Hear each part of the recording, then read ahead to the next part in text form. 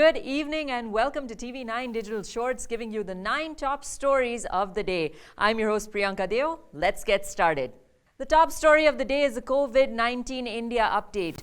First up, the latest coronavirus stats in India. Coronavirus recoveries have officially exceeded the number of active cases. The number of COVID-19 recoveries has surpassed the number of active cases by 55 lakhs. India also experienced a spike of close to 68,000 cases over the past 24 hours. Despite this, the recovery rate has increased to over 87%.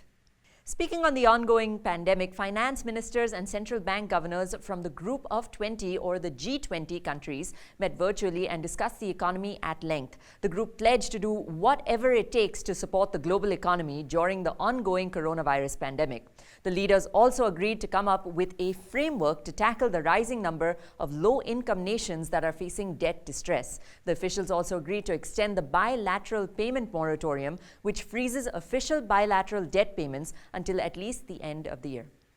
In international news, North Korea recently unveiled new ballistic missiles and many Western countries took notice. South Korea is more concerned in comparison as the missiles were short-range missiles ideal for striking targets in the south. America's Defense Secretary Mark Esper said that North Korea's nuclear and missile program poses a serious threat to the world. Esper also assured that the USA remains committed to maintain the security of South Korea. Today, India recognizes Dr. APJ Abdul Kalam on his 89th birth anniversary. Known as the People's President, Dr. Kalam contributed to India's development on multiple fronts. As an aerospace scientist, he worked actively with the Defense Research and Development Organization, the DRDO, and the Indian Space Research Organization, or ISRO, where he worked in the development and the operationalization of guided missiles. This earned him the title of the Missile Man of India as well.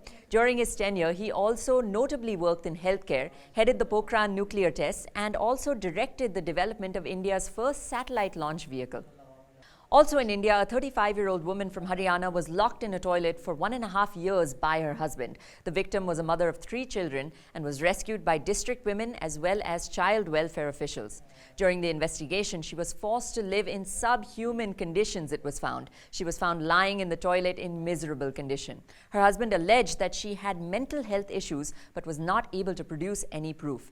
As of now, a case has been registered against the woman's husband. In technology news, parent company Alphabet Inc. stated that YouTube is working to ban all content on its platform that contains misinformation on COVID-19.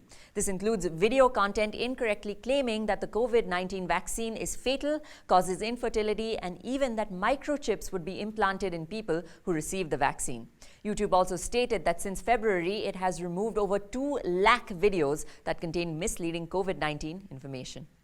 And speaking of technology, India is breaking world records. Intel India and the Central Board of Secondary Education, or the CBSE, set a world record for the most number of users to take an online artificial intelligence lesson in 24 hours. 13,000 students took part in a virtual lesson called AI for Youth Virtual Symposium. The Union Minister, Dr. Ramesh Pokhriyal Nishank, congratulated Intel India and CBSE for the world record on Twitter. He stated, and I quote, "Artificial intelligence continues to be one of the most crucial technologies of the future with the potential to leapfrog India's digitization journey." Here's something that'll make you smile. A UK couple of Indian origin is being lauded for pulling off the very first drive-in wedding. The couple was originally supposed to get married in April, but the lockdown disrupted their plans earlier this year. The two discussed the concept of a drive-in wedding as a joke, which soon became a reality. The couple was married with a small gathering present, and the ceremony was also projected on a big screen in a field for friends and family seated in their respective cars, over 100 of them. The couple is being celebrated for their unique wedding while respecting official restrictions for large gatherings during the ongoing coronavirus pandemic. And the last story of the day can be creepy or cool. You decide. Researchers have mimicked the voice of a 3,000-year-old Egyptian mummy. This has been done by using medical scanners, 3D printing, and an electronics larynx to recreate the mummy's voice. In a journal paper, the authors state that the technique allowed them to produce a single sound, which was not exact because the mummy's tongue had lost much of its bulk over the past 3,000 years.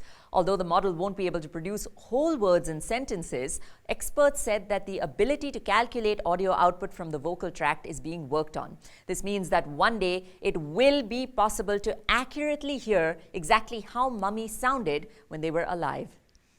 Thanks for watching TV9 Digital Shorts, giving you the 9 top stories of the day. Be sure to like and share this video and make sure you leave your comments below as well. We'll see you next time on Digital Shorts. Until then, have a good evening. This is Priyanka Deo signing off.